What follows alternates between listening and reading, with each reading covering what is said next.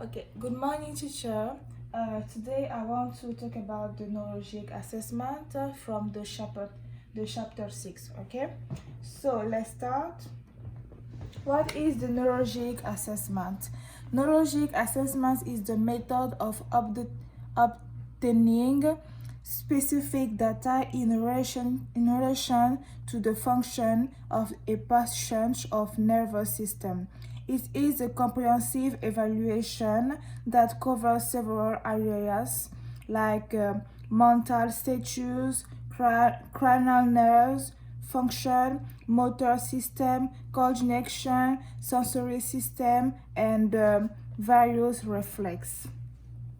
When you come to see a doctor or a doctor or someone who work in the hospital or whatever, you need to make some physical examination. We need to make if your test motor nerve function, if your test sensory nerve function, or if your test deep tendon reflex is correct, if your test for meningeal irritation is correct, your straight leg raise, or your coordination. So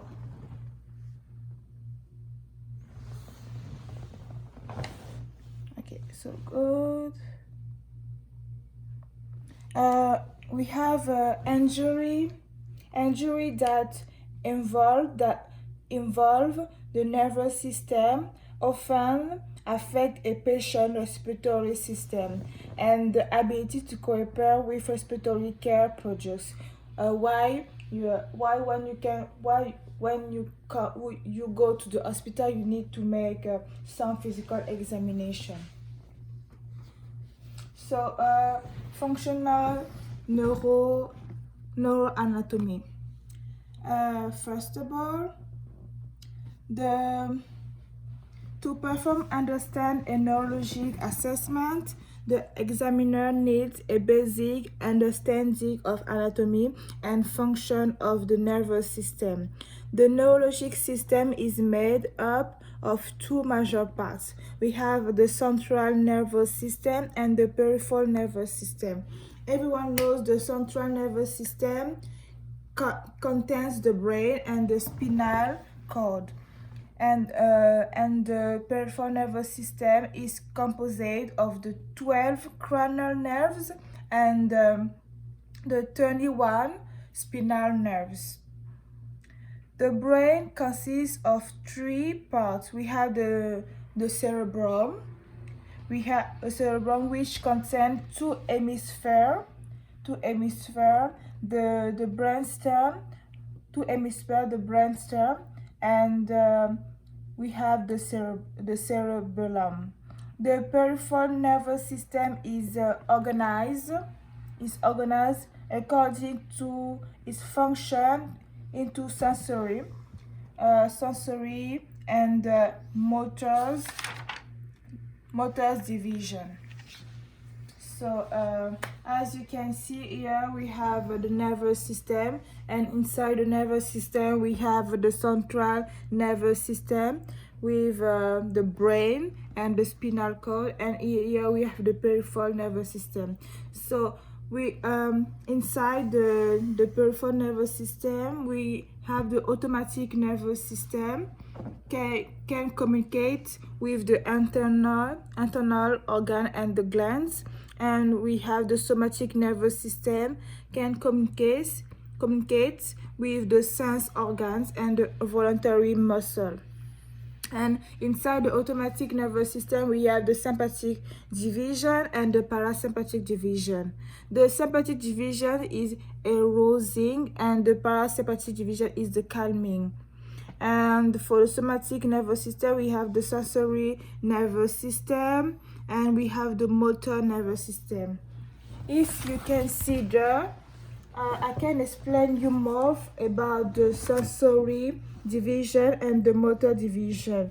The sensory division is more somatic. The sensory division is more somatic sensory and visceral sensory. for the somatic sensory, it receives sensory information from the skin, fascia, joints, skeletal muscle, and spatial sense. For the visceral sensory, it receives sensory information from viscera.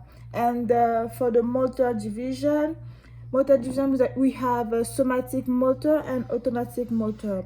Somatic motor is something voluntary, and for something voluntary, example skeletal muscle, and for the automatic motor is something involuntary.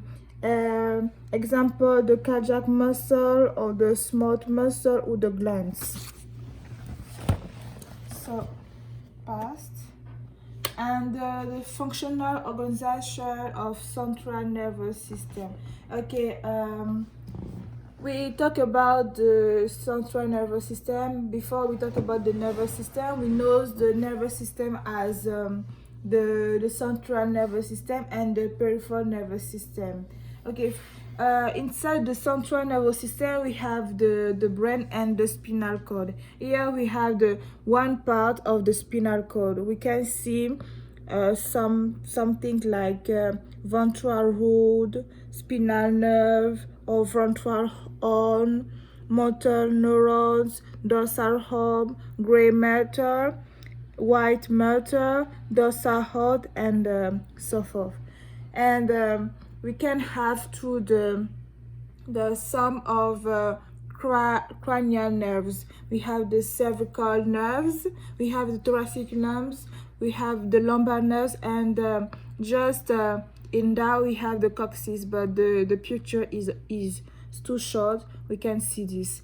And for the central nervous system, we know the central nervous system is responsible for